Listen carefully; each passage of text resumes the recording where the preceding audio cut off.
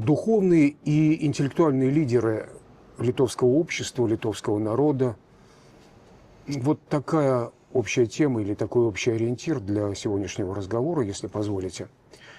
И хотелось бы узнать вот ваше личное, ваше собственное мнение о том, кто из исторических деятелей литовской культуры, интеллектуальных лидеров, просветителей, может быть, наиболее ярко воплощал бы в прошлом, в настоящем, в разное время роль духовного наставника, духовного учителя для литовского общества, для литовского народа. Хотя здесь, конечно, больше народов живет, поэтому я и выражаюсь, литовского общества. Да.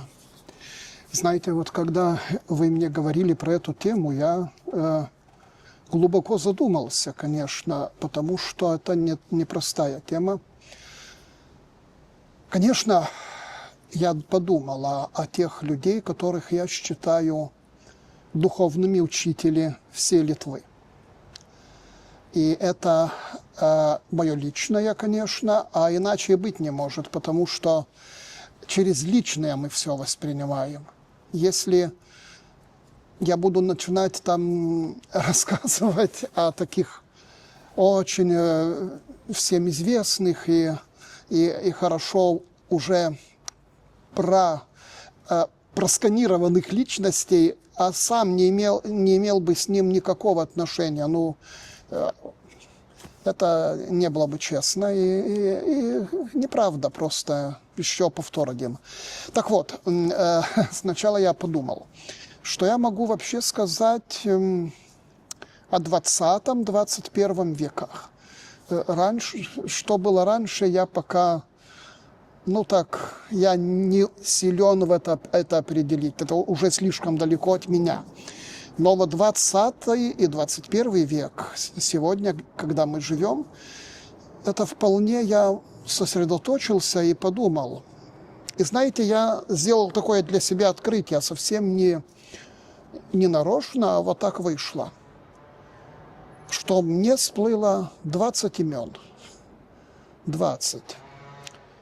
10 из них, это действительно так было, вот 10 живущие теперь и 10 уже ушедшие. Так я, может, и немножко и буду рассказать сначала.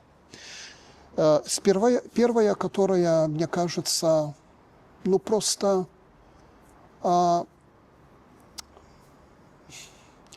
преступно забытая, гениальная писательница Элиза Ожешкени. Сегодня только, мне кажется, я точно не знаю, но я как смотрел, мне кажется, только в Каунасе есть улица, название Элизы Ожешкени. Есть такая улица, она была всегда, насколько я себя помню, я родился в Каунасе. И я помню, был подростком, когда я матери спросила, кто такая Элиза Ожешкени. Она говорит, какая-то писательница. И все, мне запало это и пропало. А потом я начал интересоваться и, наконец, начал читать ее. Конечно, читать ее это немножко грустно, но она писала на польском языке. Она писала на польском языке, и переведено, она написала через свою жизнь 60 томов произведений, переведено 5. Это, знаете, это ничего, почти. Но, слава Богу, переведен и ее самый главный труд. Он называется «Унемана». «Унемана». Она считала себя литовкой. Она считала себя гражданкой Великого княжества Литовского. Она жила в XIX веке, но умерла в 1910 году. Около Гродно, теперешней Белоруссии, но там исторические земли княжества. Лиза там умерла, потому что вообще-то ее спроводили с Вильнюса жандармы царские. Она была участница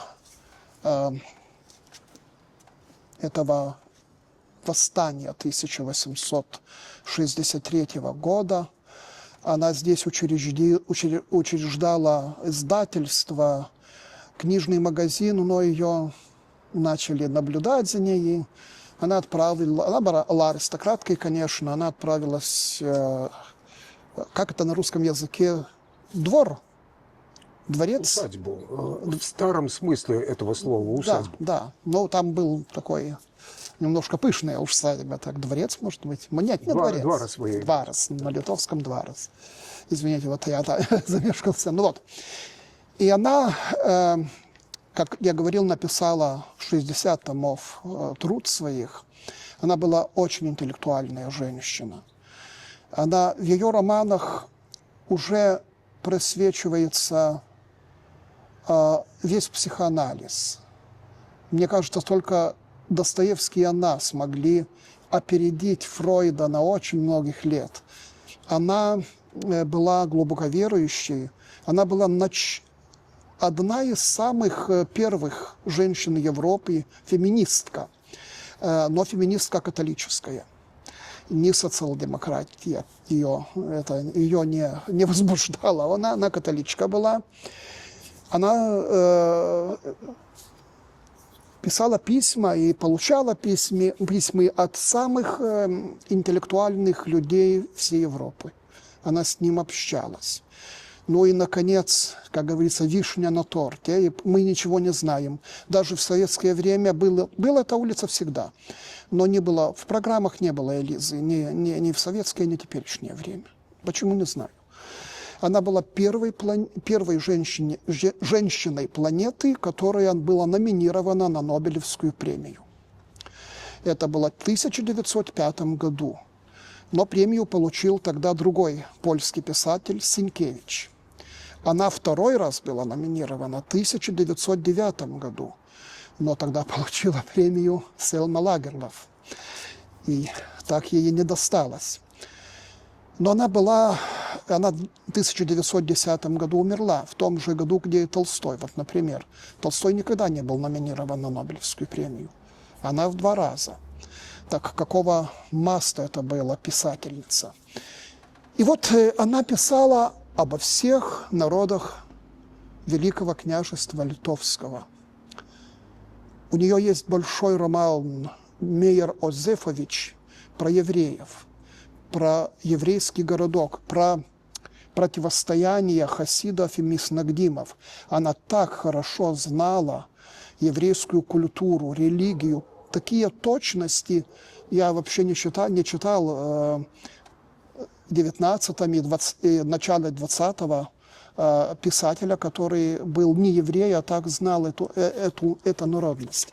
И замечательно, что в 1910-м, когда она умерла, в Гродно Вильнюсский магистрат, тогда, помните, это была Российская империя, но магистрат послал венок с 4 записями на польском, литовском, идиш и русском языках. И делегация была создана по национальности. Русский, литовец, поляк и еврей ехали. Они все ее очень любили.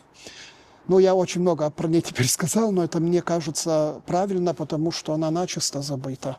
И слава Богу, что в этом году издательство «Алма Литера» издало ее этот самый крупный труд повторный, новый перевод у Немана издан, но только в этом году. А первый раз он издан в 1957 на литовском языке. Второй в моем списке, конечно, Миколоис Константинас Čiurlionis. Мне кажется, что это, конечно, не оригинально. Я не хочу быть оригинальным, но я с ним столкнулся очень близко, когда был молодой, вообще юнец. Я вырос в Каунасе, там есть галерея имени Čiurlionis'а. Я очень много часов там проводил. И у него, смотрел в картины, слушал музыку. И она вибрирует по-литовски, я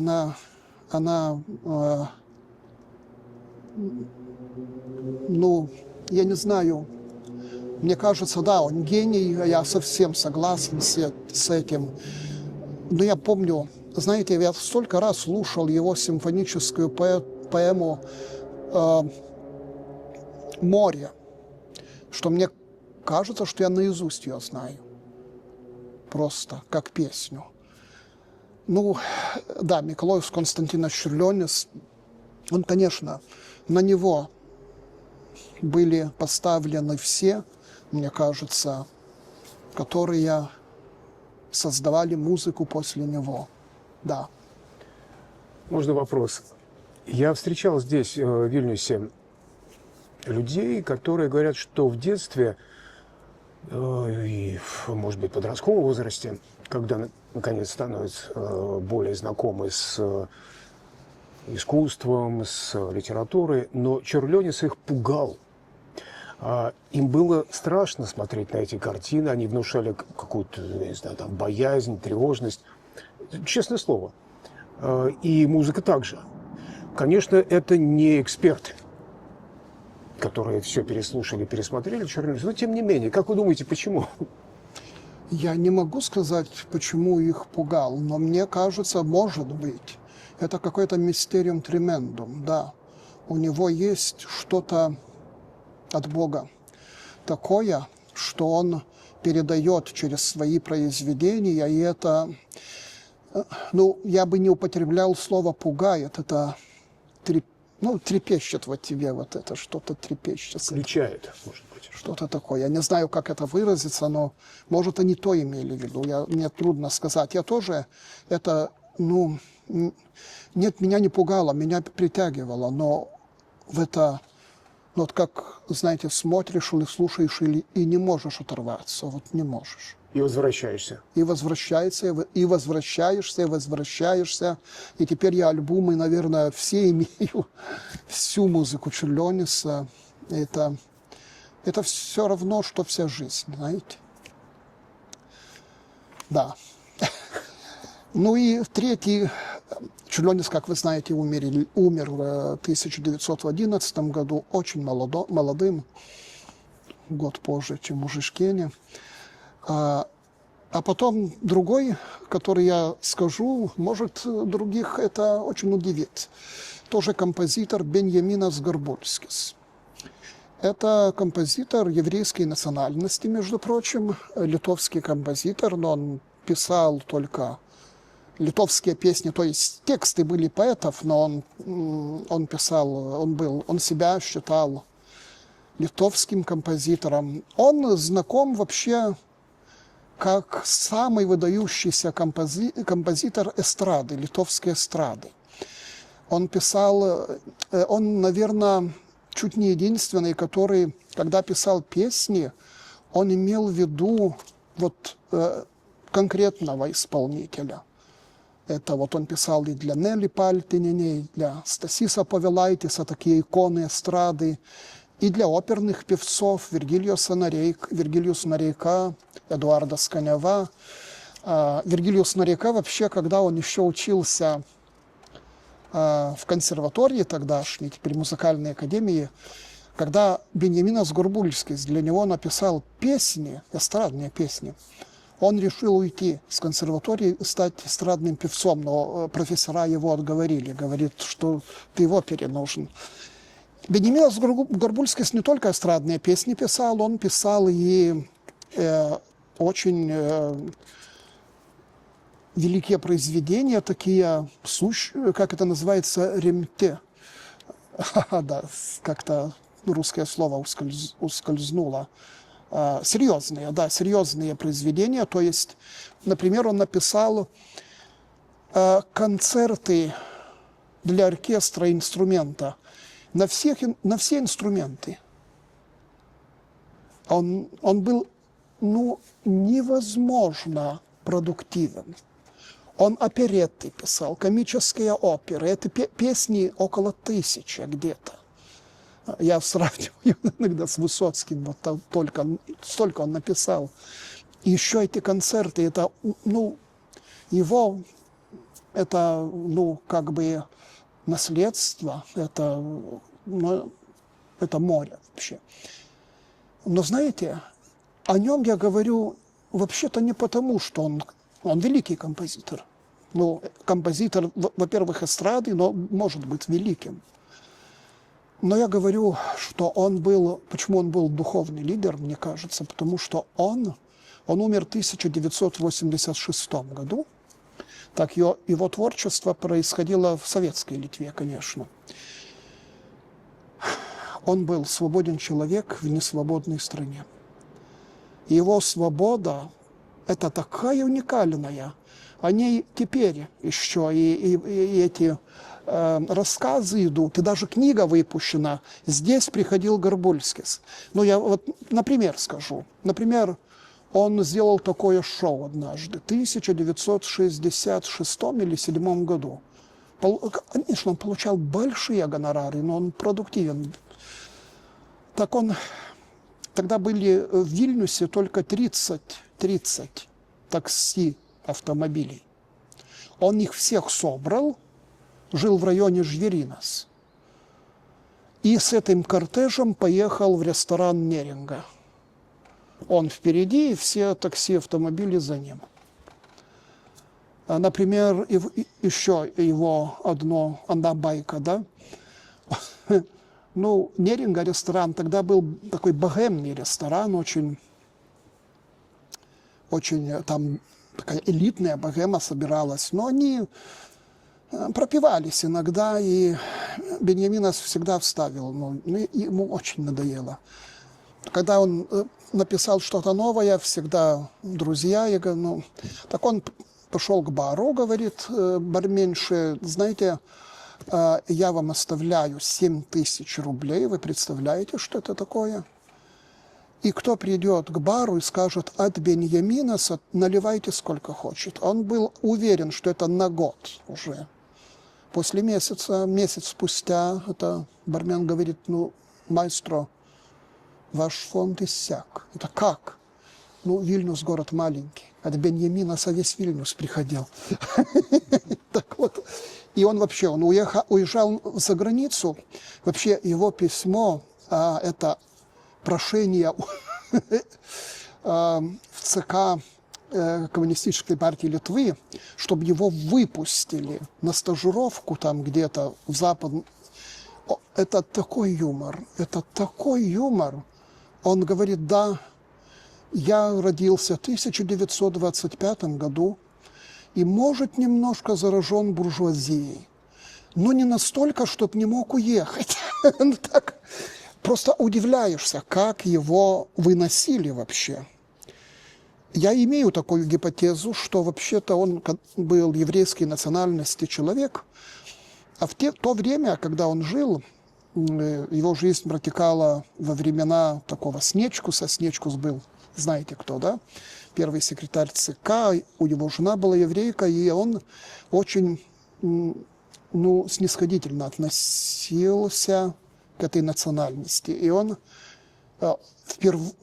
даже Литва была такая одна из первых советских республик, где начали пускать евреев в Израиль уехать, да?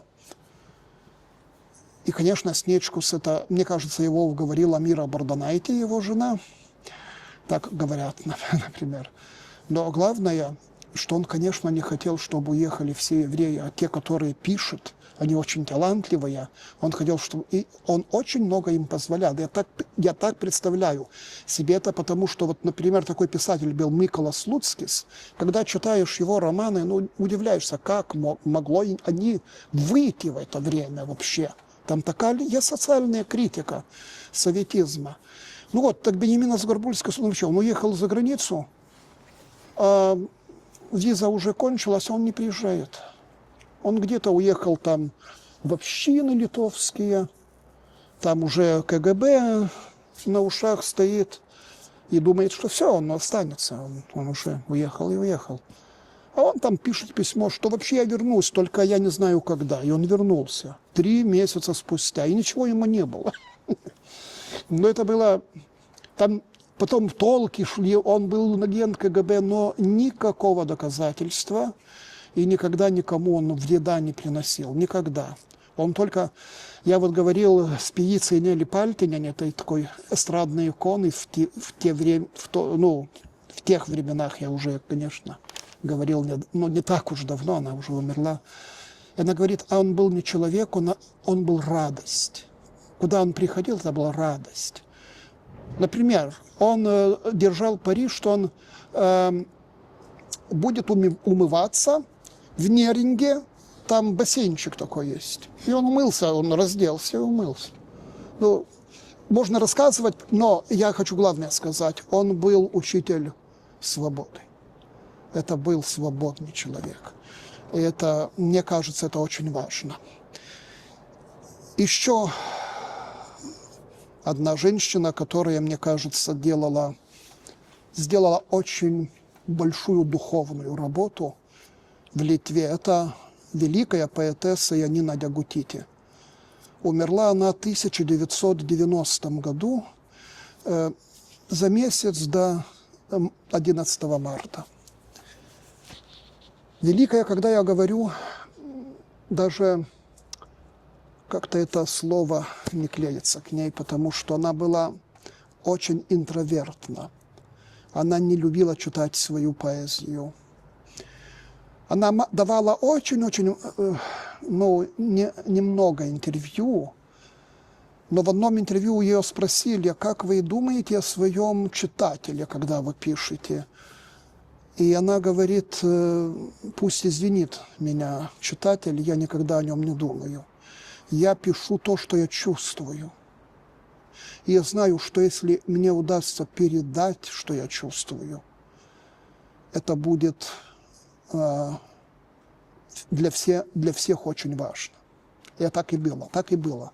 Я вообще читал ее, не знаю, с 18 лет, мне кажется, и до сих пор читаю. Она очень глубокая, ее поэзия, очень внутренняя, до невозможности в то же время оно открытое. Потому что у нее живой нерв, у нее такая... Никогда не было конъюнктуры, никогда. И в этом она, мне кажется, большой духовный учитель для многих. Она не была ни членом партии, но ее стихи уже при жизни, и она была признана классиком литовской поэзии, и даже выпущены собрания сочинений. Она была и очень хорошей переводчицей. Она переводила Рильке, Ахматову, многих, особенно немецких, французских и русских поэтов. И Янина Дягутити, она была очень больна сердцем. Она научила тоже, мне кажется, вытерпеть, не только болезнь, вытерпеть очень сложную жизнь она прожила. Вытерпеть и из этого терпения создать что-то гениальное. Это была гениальная поэтесса, да, я думаю. Так вот, эти люди, которые умерли уже в 20-м еще столетии, а теперь перейдем к тем, которые умерли в этом столетии, 21-м, то, конечно, Юстинас Марцинкевичус. Я всегда считал его не только великим, тоже великим поэтом, но соединителем. Он писал для Литвы. И пусть он делал компромиссы, здесь начинаются всякие бредни про него, какой он там был конъюнктурщик и партийный, но он писал для Литвы. Я никогда не забуду, когда я был очень таким юнцом еще, да, 1982, может, год. И в Национальном академическом театре Литвы смотрел Мажвида с Юстинасом Марцинкевичуса, и когда актер Лайманас Норейка выходит на сцену и говорит: «Ле» — это «ле», «ту» — это «ту», «ва» — и весь зал повторяет. И я говорю, откуда мы выучили, уже когда Саюдис пришел, эти вот «ле», «ту», «ва». Он выучил, никто иной. И при том его поздняя лирика. Он умер, мне кажется, 2010 или 2011 году, вот точно не помню. Его поздняя лирика такая грустная, экзистенциальная, такое внутреннее, что даже не ожидал от него такого метаморфоза. Мне кажется, он чувствовал себя отторгнутым. И это сказалось на его творчестве. И это очень, но творчество уникальное. Это поздняя лирика мне уникальная. Потом, конечно, мне кажется, мы должны вспомнить одно имя, которое тоже начисто забыто. Это Татьяна Майорова.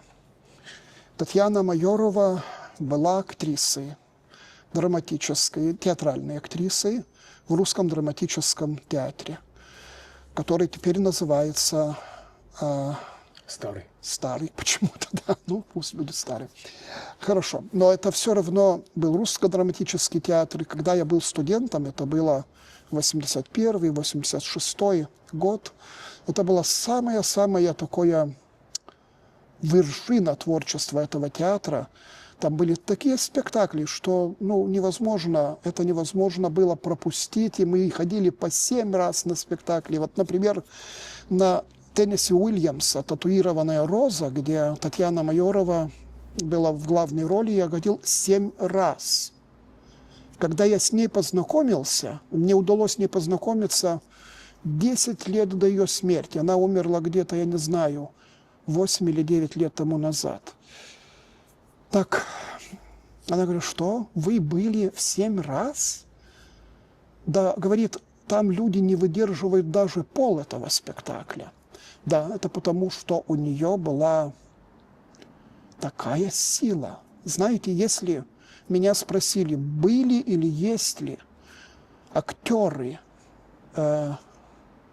гениальные в Литве, я только 2 имени сказал. Татьяна Майорова и Александр Рубинов, который, слава богу, жив и еще работает. Так вот, Татьяна Майорова была гениальна, и что она делала на сцене, это она жила, действительно, и, понимаете, ее выводили, чтобы она могла раскланяться, она не могла уже идти после спектакля. Самый последний, который я видел ее спектакль, хотя она говорила, что она еще одно сделала, и, не дождавшись 50-летия, она ушла с театра навсегда. Она говорит, я все рассказала, все. Это был спектакль про Сару Бернар, великую французскую актрису, которая, как знаем, тоже легенда, легенда, да. Такая судьба драматических актеров, которые остаются в памяти. Но она воссоздала этот образ, это пьеса какого-то французского автора о том, как Сара Бернар уже последние годы своей жизни живет в своей вилле на берегу моря и пытается мемуары писать. Но ей надо было секретаря, потому что она хочет воссоздать для себя эти сцены, как в театре. И это был великолепный спектакль, великолепный. Вячеслав Ганелин написал музыку. И сколько я потом видел постановок по эту же пьесу, это ни в какое сравнение не идет с Татьяной Майоровой. Она была очень сложной судьбы женщина. Вообще она была родом с Украины. Ее фамилия была Майер настоящая, потому что ее отец был немец. И когда началась война вторая, это когда Германия уже напала на Советский Союз, Сталин приказал всех больших начальников с немецкой фамилией расстрелять. Неважно, кто они. Он был очень большой начальник, какой-то генеральный директор большого комбината на Украине. Его расстреляли. А мать с 2 детьми, с Татьяной, выслали в Казахстан. Там они голодовали, там ужас что было. Потом возвратились на Украину. Потом она окончила, она говорит, я вообще не думала, я хотела уехать в Киев. Где-то оттуда, где она жила, даже не помню в каком городе. И она там поступила неожиданно, так придумала и поступила в театральный институт. Она окончила на украинском языке, но потом перешла на русский язык, потому что переехала в Севастополь работать. Там был только русский драматический театр. И потом гастролировал вот этот театр в Вильнюсе, и она говорит, в 1967 году. Я так посмотрела на этот город, и я сказала, я здесь буду жить. И в этом же году переехала.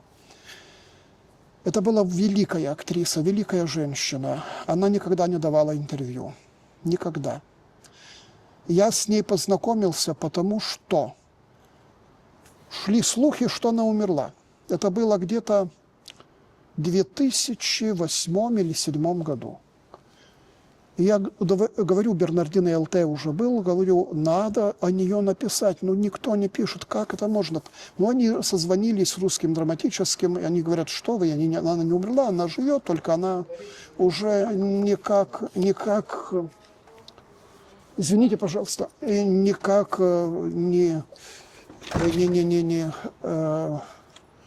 не ходит в театр, но она жива.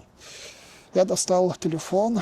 Я тогда позвонил ей и говорю, я ваш давний почитатель, Эксенс, можно я возьму интервью с вас? И она говорит, вообще-то нет, но мы можем встретиться. И мы общались 10 лет. После 5 лет знакомства она говорит, я дам вам интервью, но оно должно только после моей смерти быть опубликовано. Так и было, так и было. Она дала интервью про всю свою жизнь, про очень тяжелую жизнь. Она была та, которая со сцены говорила только истину. Не правду, а истину. Да, она тоже была духовный лидер, мне кажется. Еще один человек, это, конечно, монсеньор Ксенс Казимирас Василяускас, умерший тоже в 21 веке, в самом начале. Он был сослан в Сибирь, он был таким диссидентом, но после возвращения он был человек, который воплощал мир. Он хотел воссоединять во Христе врагов и друзей. И с этими врагами он никогда их не считал врагами, он считал их тех, которых надо жалеть, которых надо обнять. И на него тоже наговаривали, что он с коммунистами дружит там. Но нет, он, понимаете, он принимал всех. Он был такой человек. Конечно, потом уже легенды пошли. Все хотели у него исповедь, чтобы он принял исповедь, да. И я тоже заходил один раз, и такой большущая очередь в кафедре. Я жду, дождался, я говорю. А он уже старенький был тогда. И он так повернулся после того, как я замолчал. Давайте, говорит, погромче, я ничего не слышу. Это был мне вот урок, чтоб не надо рваться к звездам. Потому что можно к любому ксензу пойти. Он просто был очень, очень хороший человек. К нему хотелось прикасаться. И, конечно, в этом ряду была и сестра Ниоли Фелиция Садунайте, знаменитая диссидентка, монахиня. Была одна из организаторов этого митинга, еще нелегального, в 1987 году, вот здесь недалеко, да, у памятника Мицкевича, и там, где был осужден пакт Молотова-Риббентропа, она была настоящей святой, мне кажется. Просто она делала все, что надо для Бога, для людей. Она, конечно, участвовала в этом диссидентском движении. И когда ее, например, вот один пример, когда ее взяли КГБ и везли И она что-то делает, что мурлычет, там что-то говорит. И КГБист говорит: что вы там делаете, что вы там говорите все время? Да, Саку, сыночки, я за вас молюсь. Да кто за вас помолится? И она была человеком, который искал правды, искал истины.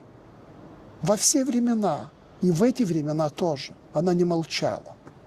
Если она видела, что это что-то страшное, что-то плохое, она не молчала. Может, напролом шла. И я не знаю, ее аргументы, может быть, правильные, а может, нет. Но она не молчала. Это очень важно. И мне кажется, что все важнее в этой нашей эпохе. Она тоже уже ушла несколько лет тому назад. Ну и нам осталось еще два люди, как это? Два человека. Два человека. Ну да, извините, два человека, которых я очень хорошо, достаточно хорошо знал. Это профессор Леонид Донскис и профессорша тоже Ирена Вейсайте. Да, у них взгляды, особенно у Леонида, очень отличались в некоторых регистрах от моих взглядов. Но это был человек, который был философ и публичный философ. Он разговаривал с людьми на их языке, да, и действительно без зла, без злобы. Он имел свои позиции, он никогда их не прятал там, но он говорил очень дружелюбно. Его очень не хватает. Он был очень продуктивен тоже, очень много писал, очень много выступал. И мне кажется, что главное, что он делал через отношения. Он делал великие дела. Он не изменял людей. Это великое дело, когда рядом оказываешься, изменяешься. Вот, например, некоторые люди, которые его помнят, когда еще в 20 веке он был молодой преподаватель, и он был, как это было, на детских там, где подростки собирались, ставикла, как это на русском, лагерь, лагерь детский, подростковый лагерь. И он там и пел с ними, и гулял, и говорит, когда мы на него смотрели, мы не знали, кто он. Он уже философ, он уже докторат окончил. А нам кажется, он друг. И мы хотели быть такими, как он. Мы хотя бы на 1 месяц от наших переулков перешагали в другой уровень, вот его уровень. И очень многие люди это помнят. И, конечно, Ирена Вейсайте. Человек, такой толерантности и такого умения связать разных людей, что я удивляюсь. У нее не было никакой злобы. Вот у нее так, не знаю, вообще, наверное, не было. Нет, она злилась на явления, но не на людей. Я не знаю, как она сумела. Она же была в гетто, в Каунасском гетто. Ее оттуда высвободили просто, нелегально высвободили, как-то побег организовали, как это по-русски сказать, для нее. Можно сказать и побег, но... да. Ее вырастила такая литовская интеллигентная семья. В Каунасе ведь много было таких спасителей, праведников мира осталось. Да. И вот у нее расстреляли, все, вся родня была расстреляна, кроме отца, который еще до войны уехал с Литвы. И остался тоже в гетто, тоже спасен, и ее двоюродный брат. Все. Представляете себе? И она после войны, когда окончила гимназию, это было в 1947 или 1948 году, она поступает где? В германскую филологию. Она говорила, что нет, это ничего не имеет общего. Этот режим с Германией. с немцами, которые создают великую культуру и литературу. Она всегда говорила: я ненавижу немцев, ненавижу национал-социалистов, коммунистов, но меня воспитывали две великие культуры – русская и немецкая. Я помню такой эпизод, я немножко упомянул, такая была певица Нелли Пальтинини, и они жили рядом, они были ровесницы с Иреной. И как-то Ирена попросила: ты меня, пожалуйста, познакомь с Нелли. Я знакома, но, говорит, я не общалась, потому что Нелли была тоже, она пострадала от Холокоста. Ее не мать, а мачеха, но очень хорошая женщина, как мать, ей было, расстреляли эсэсовцы. И она голодовала, и была, она просила, как это называется, Милостыню. милостыню, да. Была детем, да, и это было оккупированной Польшей. Она родилась в Польше, Нелли. И знаете, был такой разговор, они очень подружились, как сестры стали после этого. Но все-таки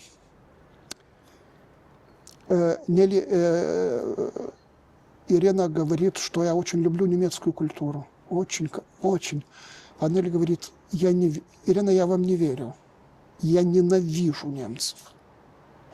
Она не сумела простить этого. Хотя прожила много лет в Германии, приезжала в Литву только на гастроли. Так было. Так Ирена была такая учительница. Так я уже кончил о тех, которые ушли.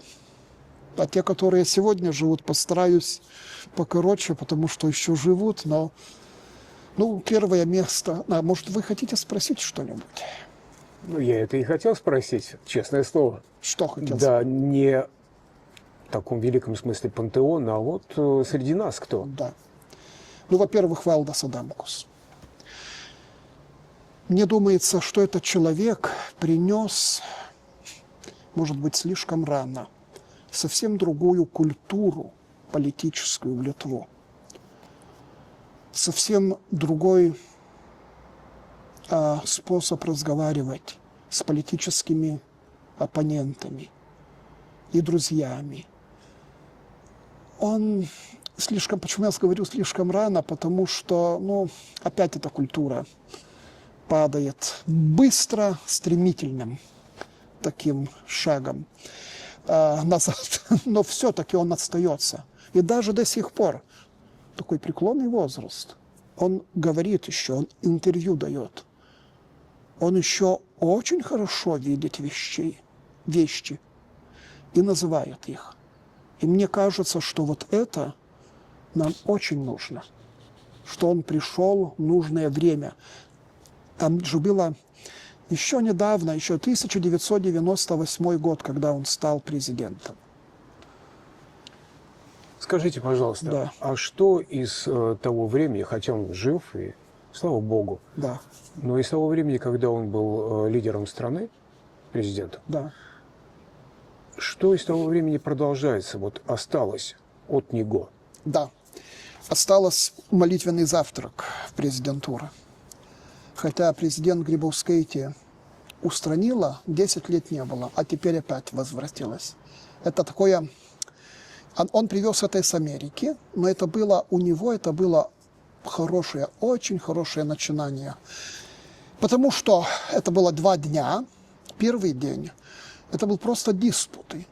И там был, например, премьер, я там встретился, я был элементарный ксенос, там премьер, религиозные лидеры, политические лидеры на одном уровне, в рабочих группах, диспуты. Ты можешь, просто я теперь не знаю даже, теперь этот остался, но формат изменился. А тогда формат был очень открыт. Ты мог спросить у премьера, что хочешь. Вот так. Но ведь это же Сантора Швеса. Нет, это не Сантора Швеса. Я понимаю, но я имею в виду форма. Я не знаю, я в Сантора Швеции вообще не был. Открытый разговор, Да. открытая дискуссия. Я в этом не был, я может быть, но это было президентуре, понимаете? Да. И это было не для узкого какого-то круга, а для многих людей. И это было, а другой день был уже этот завтрак. Тогда какое-то христианское свидетельство, некоторые политики разговаривали, но за завтраком сидели за таких большими столами, и очень разные люди были за этими столами. Ну и тоже можно было разговаривать, дискутировать. Так, теперь это осталось, но осталось только этот один день. А этот первый день исчез все-таки. Это мне грустно. А второй человек, который, слава Богу, живет среди нас, Томас Венслова. Мне кажется, это тоже гениальный поэт, очень интеллектуал. Я не знаю второго такого интеллектуала в Литве. Ни в прошлом, ни теперь. И да, он может... Знаете, я думал, я знаком с ним. Я думал, найду ли я писателя или автора, которого он не читал. Но не нашел. Но в прошлом году нашел одного. Не скажу. Но вообще, я даже про Александру Маринину его спрашиваю, он обсуждает, он даже это читал, все читал. Он пишет на разные темы, исторические. Он даже написал первую книгу про кибернетиков, про кибернетику, про роботизацию, про искусственный интеллект. В 1965-м эта книга вышла. «Голем» или «Искусственный человек» назывался. Про космонавтику, о чем только он написал. И он очень серьезно пишет. Хотя он филолог вообще по своему образованию, но это интеллектуал с большой буквы. Так, да, и есть полное впечатление, как это не глупо звучит, что он знает все. Да, что-то такое. Что-то такое. Но он, понимаете, он еще очень глубоко чувствует этот человек. Просто. И мне это... Вот когда человек глубоко чувствует, это мне очень кажется хорошо. Не только думает, но и чувствует. Еще Виктория Дауйотите. Это профессор университета, эмерит, профессор эмерит уже. Наверное, самый продуктивный автор в Литве. Она написала столько книг, наверное, Стефен Кинг только может, столько написал. Но это не то, что много, но они хорошие, они очень... Она пишет в основном, она литературовед, да. Она написала прекрасные монографии. Она написала про Янину Дягутите, например. Она написала про разных писателей. Она написала мемуары. Такие мемуары, знаете, я не знаю вторых таких в Литве, где вся эпоха, ее эпоха так, художественно просто выложена на бумагу, но там и дневник, и рассказ, и роман, там все. Она и романы пишет, и эссе. И она очень вдумчивая и слышит людей. Я мне это очень важно, что это как духовный лидер. Кто это лидер? Тот, который слышит. А кто не слышит, это не лидер. Еще, наверное, немножко не очень знакомая, но я скажу, почему я включил в список свой Давиле Зельчуке. Вообще она поэтесса. Она поэтесса, большая поэтесса, и многие ее стихи переведены на иностранные языки. Мне так кажется, что из живущих сейчас она самая великая, самая большая поэтесса. Но еще одно у нее есть. Она теперь начала писать и прозу. И она написала недавно, в этом году вышел роман «Находка» называется. Это первый литовский роман про экзорцизм.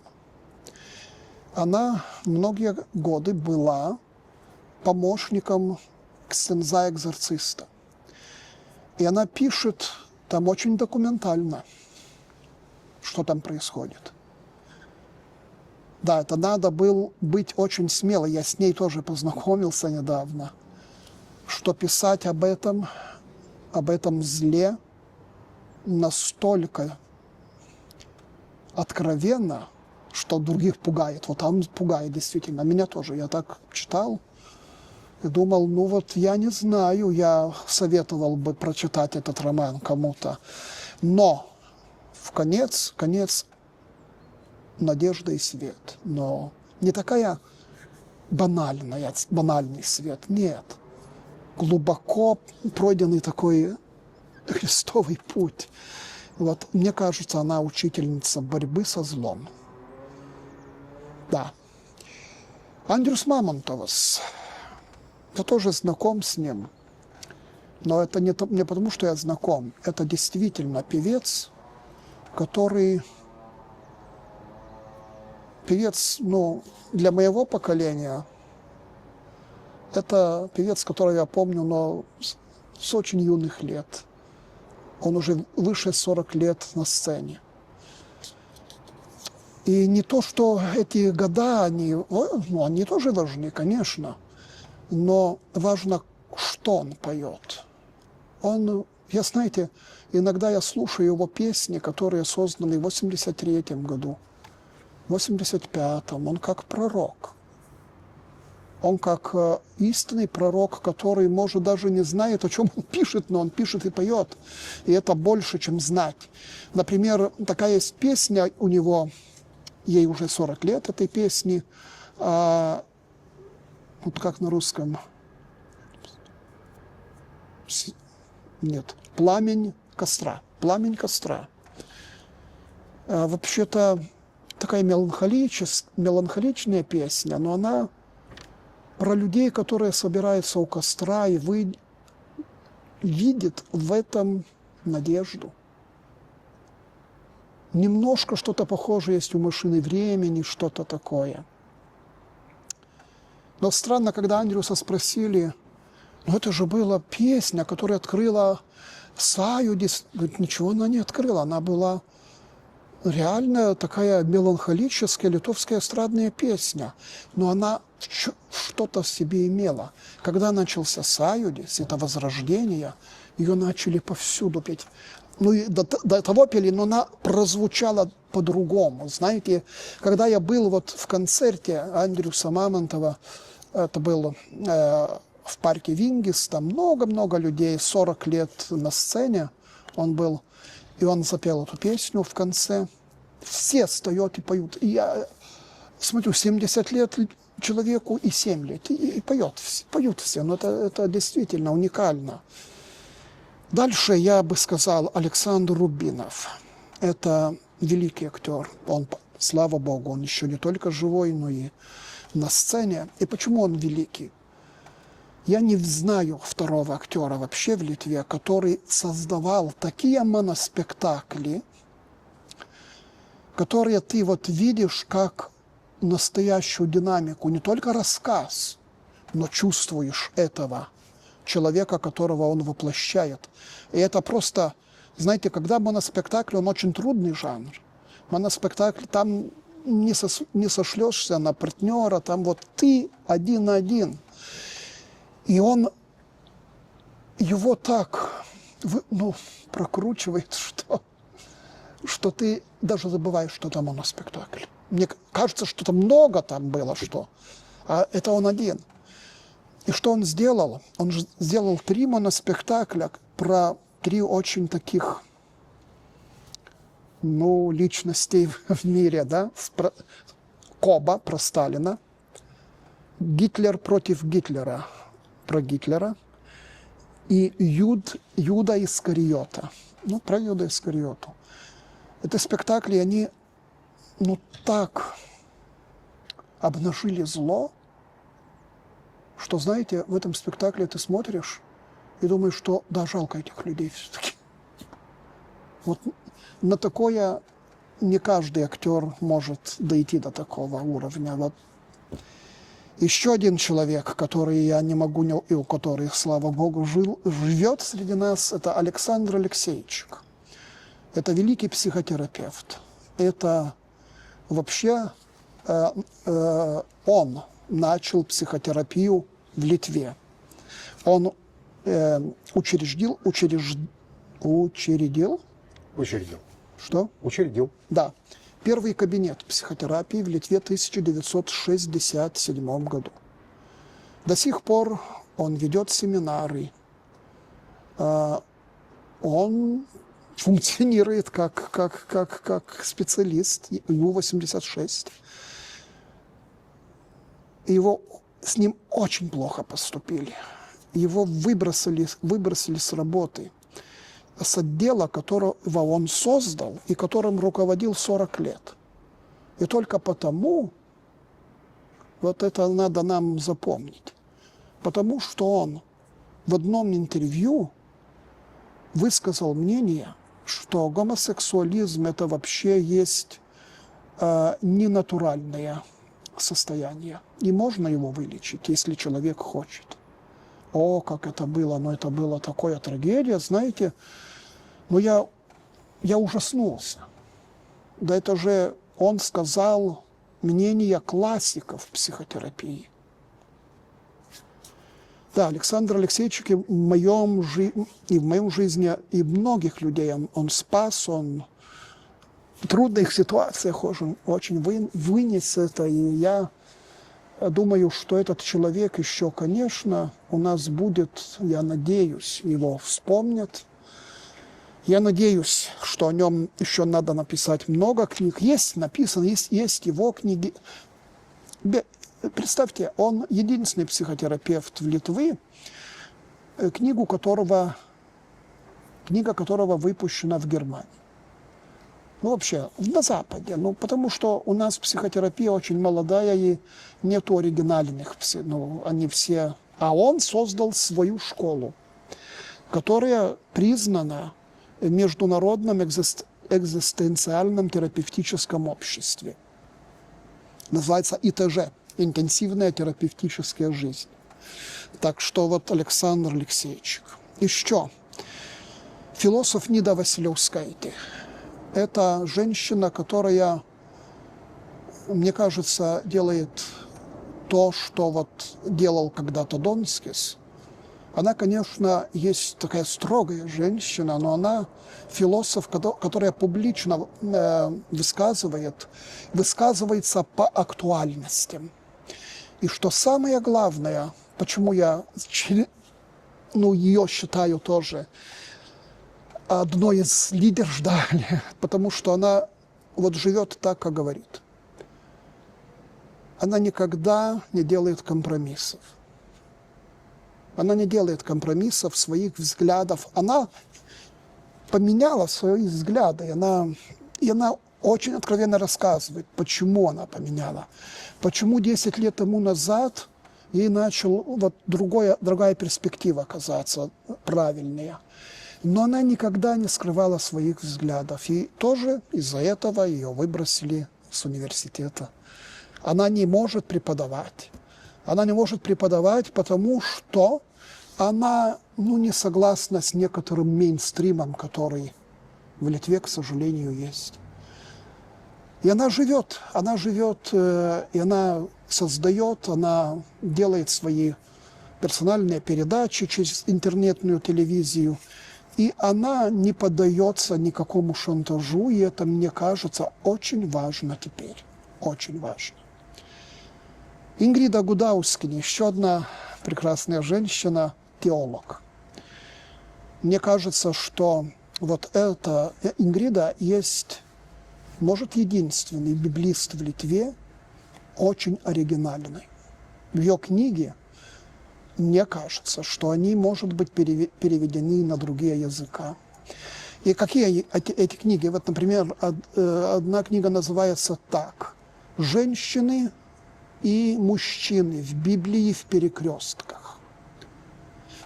Она читает Библию, разъясняет Библию, Ветхий Завет, и разъясняет так, чтобы человек, читая, может сопоставить свою жизнь с этими библейскими личностями, персонажами. Это очень важно. Мне кажется, такое чтение Библии есть очень продуктивное, очень нужное сейчас. Очень. потому что мы теряем перспективу и ценности. И, наконец, Робертас Григас. Это ксенс. Это ксенс, который тоже очень прямой, но который очень любит людей. Это тоже важно. Он был один из диссидентов. Он был тот человек, который был в Верховном Совете в 1991 году, в январе. Он благословил там эту толпу, которая ждала танков. И он был с ними, он давал отпущение грехов. Когда уже может быть смерть, так это возможно всем. И он не отступил. Но он, понимаете, вот это тоже очень откровенно, когда он видит, что люди, с которыми он был тогда, они начинают заниматься интригами, например. Он-то прямо говорит. Его не любят многие, потому что он прямо это говорит. Он любит людей, но не любит греха. Это библейский человек, библейский ксенс. Вот и все.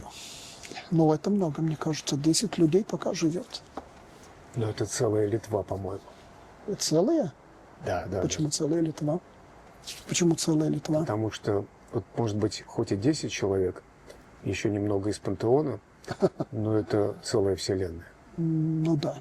Да, это мне кажется тоже. Мне кажется, это великие люди. Да. Спасибо.